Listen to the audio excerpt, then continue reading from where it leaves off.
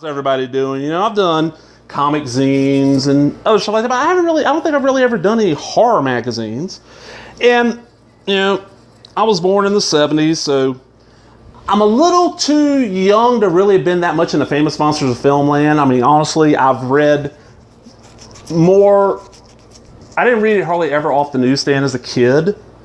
I've read more of the newer iterations of it, and it didn't work for me. It was not the horror I was into that much, but Fangoria was the magazine for me. This is issue 92 from 1990, and you see, the issue's a little beat up. I've had this for a while.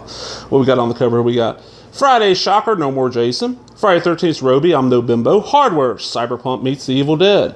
The Monster Reveal, Frankenstein Unbound. Nightbreed Effects, How They Built the City of Monsters. Robert McCammon, latest books from the New King, complete video coverage, Spontaneous Combustion, Toby Hooper Burns for a comeback, and Tales from Dark Side of the Movie, Too Bloody for TV. Now, our poster is The Gate.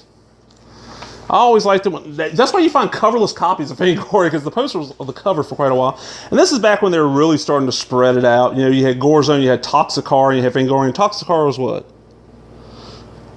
6 times a year. All right. And of course, we got our LRG. We got Marshall Discount Video Service. Everybody that read Fangoria remembers them. It's where you get your movies. Fantico, which is where you got your movies, your books, and your comics. And all you had to do was sign things saying, hey, I'm 18, they'd send you almost porn. We got about some books. That's that Robert McCannon thing. See what the video chop is. Alienator, note. Bug Creature, note. Death Collector, note. Deathmate, note. Friday 13th, 8. J. States Mayhem. Seen it multiple times. Funland, note. Halloween 5, yes. Halloween 5, The Rebirth, no. Mutant on the Bounty, no. Phantom of the Mall, yes, I actually have seen that. That's actually pretty good. Rabbit Grannies, yes. Shadow Zone, Relentless, no. Set Fighter 2, no. Stuff Stephanie and the Incinerator, no. Texas Chainsaw Massacre Family Portrait, no. The Weirdo, want to see it, never seen it. Welcome to Spring Break, nope.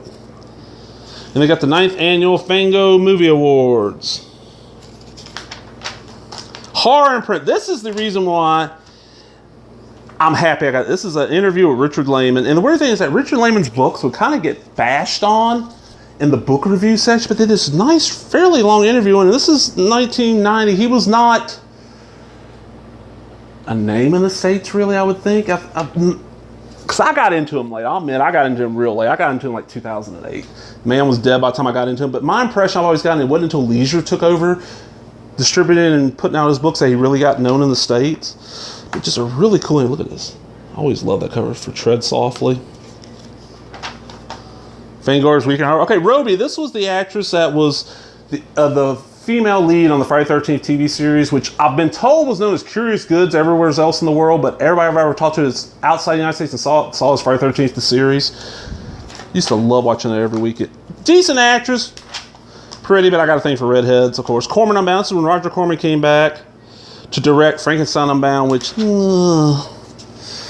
there's a reason why I love horror, and I constantly find this DVD for $3 and never pick up. Hardware, not a fan of it. Richard Stanley ripping off 2000 AD stories and making it a movie. Spontaneous Combustion, the Toby Hooper movie that I've only seen like once, and I don't own the DVD of it anymore, sadly. Okay, the Video Eye Dr. This used to be my shit back in the day. The Video Eye Dr. Cyclops. Okay, Cyborg, of course, that's the Van Damme movie. Blackout, no idea. The Caller, no idea. Catacombs, that is now out on DVD. That became Curse 4. That's on one of the Shout Factory releases. Cutting Class, I've seen that. That's not bad. Headhunter. Academy always had cool covers. Tales from the Dark Side of the Movie. Some good pictures. And it's a cool little movie. It's basically Creepshow 3. Always had really nice masks. It's just I never could afford these things. $100, $60. Deep Inside the Dead Pit. Not Dead Pit Radio, of course. Breed Magic, behind the scenes on the new and the makeup for the Breed, the Nightbreed, of course. Dan Diderichs, the leader of SPFX Videos. Buy all 4 on one tape for only $55. Oh, what we got here? We got prosthetics, masks, teeth, and gross FX. Darabont Rising, Frank Darabont. From Freddy to Bundle Fry and again. Anybody ever seen this? Please let me know. Satan's Storybook. This fascinates me. Okay. From the burning depths of hell come 3 devil's tales of evil on earth in this full-length, non-stop action horror feature. From the sword and sorcery to grisly tale of modern-day man to the suicidal clown, all mortal sins revealed. You won't believe your eyes. Warning, strong language and violence. Not for the squeamish. Starring Ginger Lynn Allen in her first full-length general feature. Also starring Gary Brander, author of The Howling, $16.95 from Michael Ryder Production. This is one I'm looking for. YouTube rip, whatever, I don't care. I want to see this because it just never heard it, never seen mention of it anywhere but this. That's why I like getting these old man. Okay. Nightmare Library. I couldn't remember the name of this. The Phantom's Ultimate Video Guide by the fan of the movies. Cool little book I wouldn't mind having. Moondance. Never heard of that person. Sunglass After Dark. Nancy A. Collins was a well regarded horror writer for quite a while there. Nightmare Movies by Kim Newman. That'd be cool to have. Blood of the Impaler. Kim Newman's the British guy, does a lot of like investigative stuff. 3 Slices of Clive Barker Illustrated. Books of Blood Portfolio and Tapping the Vein. Dickens Video by mail, 22 at $9.95. 4 New Dark Shadows.